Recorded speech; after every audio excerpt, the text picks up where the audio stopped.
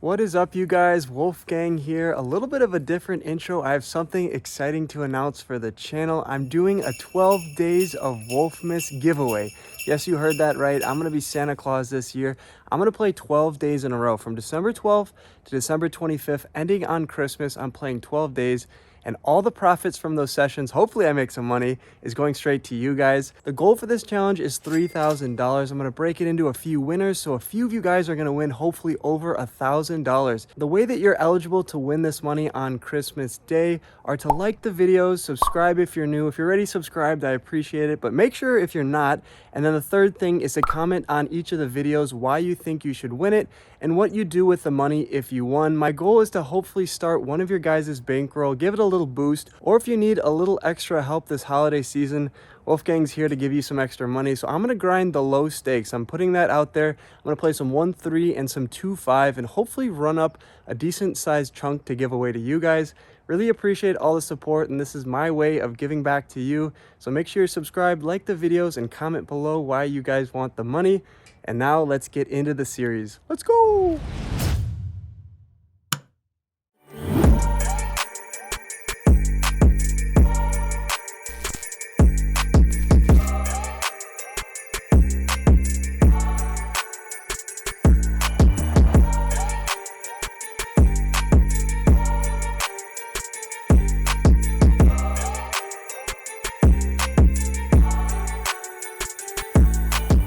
Starting off this video here, I look down at King 10 offsuit. +2 raises it up to $12. The cutoff puts in the call.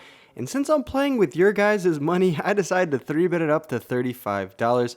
Now, I'm just joking. I do this with my money as well. $35 is the price of poker if they want to call, which both of them do. We're going 3 ways in position to a flop. The flop comes 9-5-5 with 2 clubs, and the action checks over to me. I do have the king of clubs in my hand, but I decide to check behind.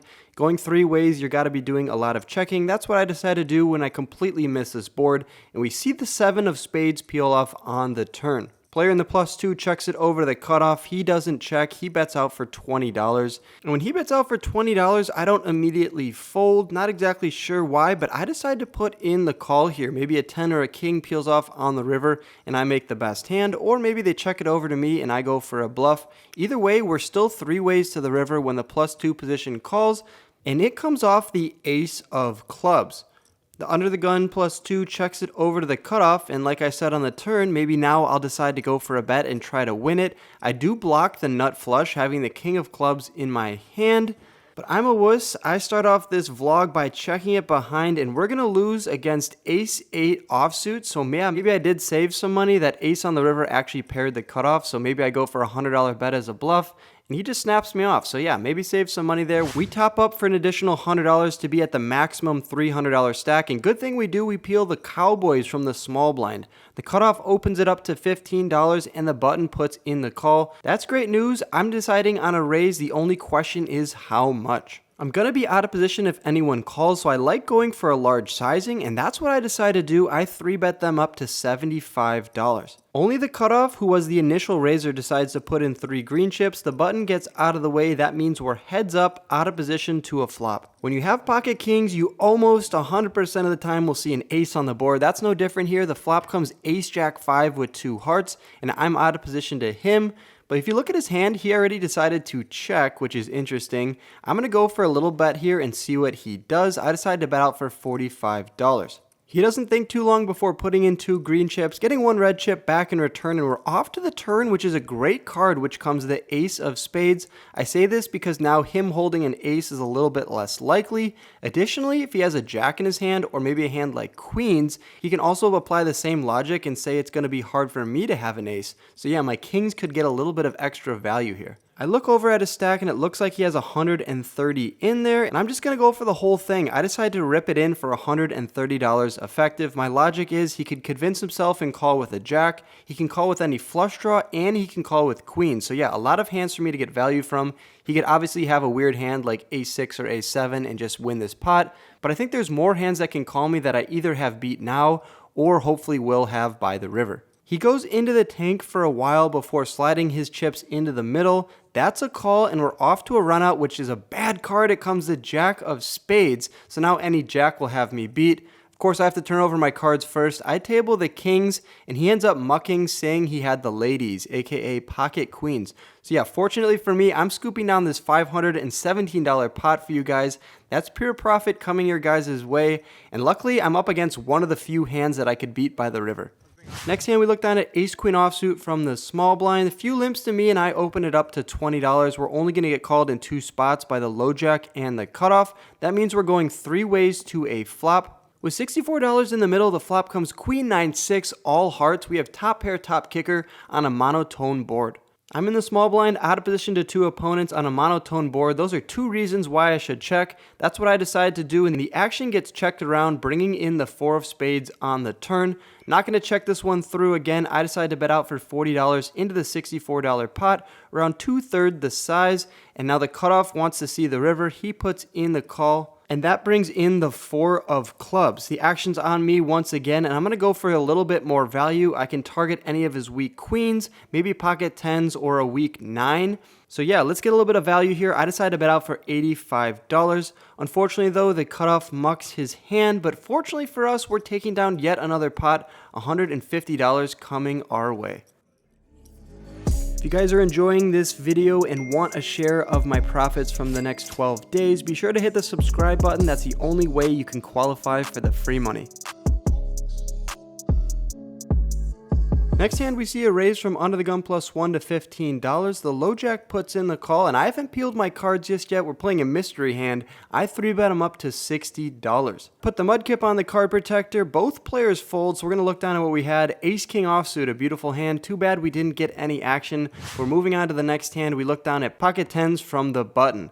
The hijack opens it up to $10. I'm on the button with a premium hand. I decide to 3-bet him to $30, to which he says, yep, we're going to see a flop. He puts in the call. The flop comes ace-king 9 with 2 diamonds. Not exactly the flop I was hoping for, but when he checks it over to me, gotta go for that standard 1/3 pot size bet. I'm still gonna have all the better hands in my range, like aces, kings, ace-king, ace-queen, king-queen, and the set of 9s. So yeah, my $20 bet I think is fine until the hijack decides to go for the check raise to $100. Wah, wah. Not going to be playing this hand anymore. He raised it up to $100. It's possibly has a draw like 10 jack or maybe a diamond draw. But at these small stakes, you don't really see people messing around too often. So the $100 bet definitely screams value, and I'm going to get rid of my 3rd pair and move along to the next hand. All right, next hand it is. I'm going to do battle with King Jack of Hearts from the small blind. The straddle's on to $5, a few limps to me, and I raise it up to $20 because what did you expect? It's a great hand. We want to play for some more money and give it back to you guys. The low jack and the button both put in the call. They want to be Santa Claus as well this Christmas. And we're off 3 ways to a flop out of position. When the flop comes 8-4-3 rainbow, there is a heart out there, so maybe I have a backdoor heart draw. I'm going to start with a check because I'm out of position and I just have 2 overcards. The low jack checks to the button, who checks behind, and that's going to bring in a turn card, the queen of spades. When the flop checks through, I'm going to represent this queen of spades to the max, and I bet out for $30. The low jack puts in the call and the action's on the button. The button decides to get out of the way. I don't blame him. I'm going to barrel the river. And the river comes the 9 of clubs, and I stick to the plan and bet out for $80. The low jack doesn't think too long before putting in the call. That's not good news. We're definitely losing money in this hand. I turn over king high. And what did the opponent decide to call me down with? Ace-9 of spades. So when I check the flop, he picks up the nut flush draw on the turn. He calls my bet, which makes sense. River's a pair and then doesn't believe that I have a queen. For $80, he puts in the call. And he's going to scoop that nearly $300 pot. Right, next hand, Jack 8 of hearts. I put in the $5 straddle. Small blind raises it up to $15. I'm going to defend my straddle. In the middle position, limper decides to put in the $15 as well. That means we're 3 ways in between 2 opponents to a flop. The flop comes ace, king, queen with 1 heart. So we have a backdoor heart draw and a front door gutter to Broadway. Small blind checks it over to me. I decide to check it over to middle position, and he checks behind, bringing in quite possibly the best card in the deck, the 10 of hearts. So we turn Broadway and pick up the flush draw. Small blind checks it over to me, and let's see what I decide to do. I think betting is the right move, going for value already because I have Broadway, and in case we're chopping, I have the free roll to the backdoor heart draw. I bet out for $20, and the small blind puts in the call, leading us to an 8 of spades on the river, so most likely at this point we're chopping or beating a weird hand that has 2 pair. 2 pair it wasn't like the 7 or 6 of hearts. Either way, the small blind checks it over to me, and like I said, we're either chopping or we're beating a random hand like king queen, king 10, queen 10. So yeah, I gotta go for a little bit more value here, and that's what I decided to do to the tune of $55. The small blind doesn't put in the call. He actually goes for the check raise to 175, which obviously means he has a jack in his hand. So I'm going to put in the call. No sense in just going all in here. He's not going to call me with a hand like kings or queens. So yeah, I put in the call, and he turns over jack 9 offsuit. So yeah, we were chopping. That 9 of hearts in his hand made it a little less likely I'd see a heart on the river. Too bad I couldn't free roll him, and we're going to chop up that $437 pot. That leads us right into the next hand where I look down at jack 10 offsuit from the button. Under the gun raises it up to $7. There's 2 callers to me. I decided to put in the call, and one other player does as well. That means we're 5 ways to a flop. When the flop comes jack 6-6 with 2 hearts, it's a pretty great spot for me. I obviously have 2 pair with a 10 kicker, and the action checks over to me, so I decide to bet out for 2/3 the size of the pot for $20. Only the middle position decides to put in the call. That's leading us off to a turn. And when he decides to check it over to me, I'm going to go for a little bit more value. I bet out for $40, targeting all the flush draws or worse jacks in his hand. He's not going anywhere. He puts in the call, leading us to a river, which comes the 6 of diamonds, putting 3 6s out there and giving me a boat. When he checks it over to me for a 3rd time, I'm obviously chopping versus any worse jack. If he has a 6 in his hand and I bet, he's just going to check raise me, and any of his heart draws are just going to fold. So for that reason, I just decided to check behind, not thinking I can get value from anything worse. He says a boat, so I assume we're chopping, and I turn my hand over immediately, and then he proceeds to muck his hand. So yeah, my read on that was a little bit wrong. I might have been able to get a little bit more value. I think anything over $50 he wouldn't have called. He probably had a hand like 5s or 4s. Either way though, feels good to scoop in another $150 pot. And we move on to the next hand in the small blind where I look down at ace king offsuit. The low jack opens it up to $15. The cutoff puts in the call, so you can expect a large 3-bet incoming to me, and I don't disappoint. I 3-bet them all the way up to $70. Only the low jack decides to put in the call, so good news for us. We're going heads up out of position to a flop with a premium hand, which we gotta like our chances in this one. Let's see what the flop brings in. We have a great starting hand, but it doesn't improve on the flop when it comes 8-6-3 with 2 hearts. I do have the king of hearts in my hand, so I could go for a c-bet on this board, but then again, he's gonna have a lot of the pocket pairs, so I wouldn't blame anyone for starting off with a check in this spot. That's what I decided to do. I check it over to the opponent, and he bets out for $75. Not too weird of a spot. I'd expect him to do this with any of his hands like 9s, 10s, 7s, maybe any of his heart draws like ace-5 of hearts, ace-4 of hearts. So for that reason, I just decided to muck my cards, and he kindly turns over his hand. He had pocket 10s. So yeah, I made a good fold in that spot, folding the ace-king. It was a flip. Too bad we couldn't have found an ace or a king. But either way, saving some money there by not calling his bet.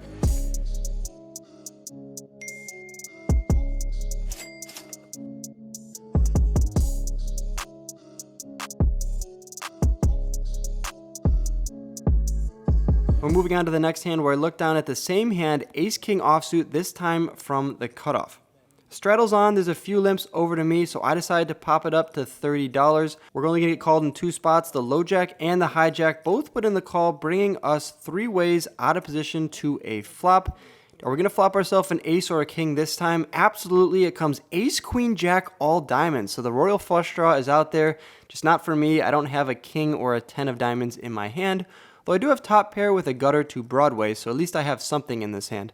The low jack checks it over to the high jack, and he decides to bet out now for $75, so the action doesn't even check over to me. For context, if it would have checked over to me, I think I would have checked behind and hoped that a diamond did not peel off, but that's neither here nor there. When the hijack bets out for $75, the action's obviously on me. It's really strange when people donk lead into the aggressor, which is me in this hand, considering I raise it up pre-flop. So if he's leading out here, he has one of two types of hands. He doesn't have any sets, so he could have a king of diamonds or 10 of diamonds in his hand. Just be doing this to find out where he's at. It's also possible he has a hand like ace queen, queen jack, or ace jack having two pair and not wanting me to check it through. And it's also possible he has a weak flush and doesn't want to see another diamond on the turn. I decide to fold my hand, and the other player does as well. So let's see if he decides to turn over his cards. He does. He turns over ace queen. So we did in fact make an excellent fold. I know I was going to get roasted in the comments there if he didn't show his cards. So yeah, my favorite guy at the table now is the player to my right for making me look like a genius. Next hand, we're going to battle with the jiggities. I'm in the cutoff. A few limps to the low jack, who raises it up to $15. I decide to 3-bet him to $45. The late position now cold calls my $45 and the low jack folds. So yeah, definitely not how I expected this hand to go. Someone who decided to limp. If it's good for $3, it's good for $45, and then the guy who wants to play for $15 doesn't want to play for $45. So yeah, confusing hand already. Either way though, I'm starting off with a premium hand, and I'm in position to a flop, which comes jack 5-4, bang, we flop top set. First bang of the night, but it comes with a caveat as all three cards on the board are red. They're all hearts. Player in the +2 position checks it over to me, and I decide to go for a standard 1/3 pot size bet of $30, just looking to see where I'm at. If I get raised, I do have a set, so I could back into a boat, so I'm not too scared about that. Usually on monotone boards, I like to check behind, but because I have a set here, I decide to bet out for $30 and see what the opponent does. He ends up tank folding and says that he had pocket eights. So yeah, he makes a good fold there, and we're going to take down that just over $100 pot, leading into the next hand where I look down at ace jack offsuit from the hijack. Few limps to me, and I raise it up to $20, and we get 4 callers. The action here at Rockford Charitables in Chicago is insane. Definitely make a trip out here. And we're going 5 ways to the flop, which comes 10 high. And when the action checks over to me, I decide to check behind with my ace jack high, and a good thing I did, we see the jack of diamonds peel off on the turn, giving me 2 pair jacks and deuces with an ace kicker. The action now checks over the low jack, who bets out for $50, and now I debate raising. This could be a spot where I want to get value from a hand like king queen, 9-8, or any hand that has 2 diamonds in it. But given the fact there's 2 deuces out there, I don't want him to have a deuce and we get it all in and I'm in a cooler. So I decide just to put in the $50 and hope not to see a random assortment of cards on the river. Particularly, I don't want to see a diamond. I'm the only one to put in the call, and that leads us to a river, which comes the 7 of clubs. Great card to see. The only hand that gets there is 9-8, and he doesn't slow down. He bets out for $75. Now, the me of old, aka Wolf from like a year ago, would have just snap called the $75 bet, thinking I have jacks and deuces with an ace. But the me of new actually decides to go all in for $280, and here's why. I can get value from a lot of worse jacks, like jack queen, jack 9, jack 8. Additionally, if he thinks I'm just bluffing with a missed diamond draw, he could decide to call me down with a weak 10. So yeah, I decided to go for some thin value here with just my 2 pair. Ultimately, he does decide to fold and confirms my suspicions when he later says he has jack 5 offsuit. So he did have a jack, and I went for value there. If he puts in the call, I'm scooping down a larger pot. Unfortunately for me though, he finds a great fold and gets away from that hand. Last hand of the night, I'm in the straddle with ace 10 offsuit. Few limps to me, and I raise it up to $20, and we're getting 4 callers. That means we are 5 ways to a flop, which is great news for us. It comes ace queen 8 rainbow. Small blind just decides to lead jam all in for $79, and obviously I didn't play ace 10 here to fold when I flop myself an ace against a short stack player. So I decided to call, and lucky for us, everyone else folds. I think I'm definitely ahead of the small blind's jamming range here. We're off to a run out to see what happens. Turn peels off the 6 of spades. The river comes the deuce of diamonds. He turns over an ace, but it's ace 5 offsuit. That means we are scooping down this nice sized pot, ending the night with a $258 pot, which is going directly to you guys. It's okay. If you subscribe to the channel, you could potentially win that back. What a guy. What a guy. Volunteer. That's not the best promo. Don't forget to smash that like button, everybody. Thanks for watching, you guys. Got into that game for 400, out for 630. How much is that a profit for? This guy's smart. Bills. 230, man. 230. We're going to give that to the fans that are subscribing. All you got to do is subscribe and comment, and I'm going to be Santa Claus this year. So, yeah. How you doing tonight, San? I'm doing great. We're Yeah, in for doing 3 great. at like 7 and change. Okay, we're It's a pretty solid day. Crushing. Let's go. Thanks for all the support. I'll catch you guys in the next video. Peace. Oh, there's enough. See you, Speedy. What's up? Thanks for watching to the end of my video. Click my head below to subscribe and stay in the loop. See you next time.